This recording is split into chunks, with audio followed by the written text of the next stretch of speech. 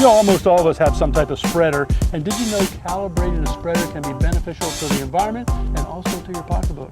Well, here with Kelly Greer with the Florida Friendly Landscaping Program, and I like this. I do too. A little bit of It's noise fun. that it makes there. You know, well, what type of spreaders do we have? Now, this one here is just kind of a simple one.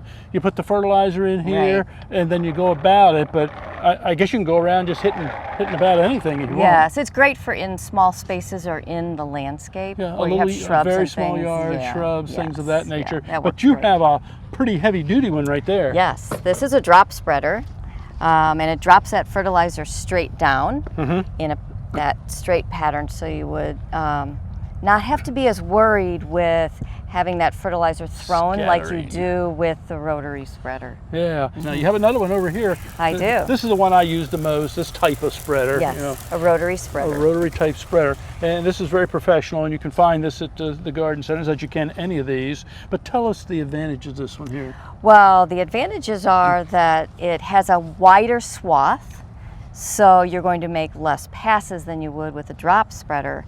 But what you have to be careful with on this is that because it does throw the fertilizer, you want to make sure that you have the deflector shield And on that's your way down at the bottom spreader. down here. There it is, right there. Because you do not want to put fertilizer on any kind of hardscape or allow it to get into any, if you're near the lake waterways or canals, because you want to keep that fertilizer on the grass where where it's going to be used. Okay, Kelly, now if I'm using this spreader here and the fertilizer deflective shield is on, that means it's not going to go that way, right? That's correct. So if the lake is over here or the sidewalk's over here, then it will push the fertilizer this way. That's right. Now, how do I tell which one of these to use?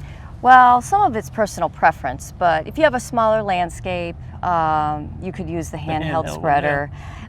This one to me is quicker and puts out more fertilizer, so you're going to finish the job faster, but you really have to be careful with these because of the throw. Yeah, but this one here, I could go out there during intermission time during a football game and get it done pretty quick. You That'd really be kinda could, work. yes. The biggest problem I have is where have I been?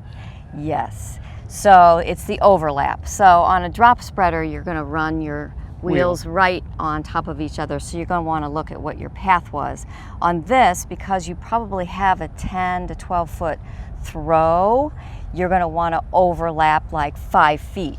So you're going to have to kind of know where that throw is. Or you just put a family member out there watching where you've been. Right, so this is where I've been and this is where I need to go. How do you calculate these now? What do we do? Well, I've got the bag over here. Oftentimes on the bag, they will have the spreaders, and they'll have spreader settings on here, and you just find your spreader on there, and it's going to tell you where to set this dial so that it's calibrated to put on that 1 pound of nitrogen. Or you figure out what 1 pound of nitrogen is by dividing the first number into 100, and then you figure that goes over 1,000 square feet, and if you've measured out your yard, that's correct, you know how many 1,000 square feet you have. See, that makes it kind of interesting. Yes. And then get up on the website too, and all this information's there. Yes, and so on how to calibrate. That sounds good. Okay, anything else we should know about them? Looks like it's pretty simple. You just need to do a little calculation. That's right, and get out there in your yard and have fun. Yeah, and it's important to calibrate your spreader, know what the setting should be and how to calibrate it. Get up on the website, you'll get all the information you need on that, and you won't pollute. That's important.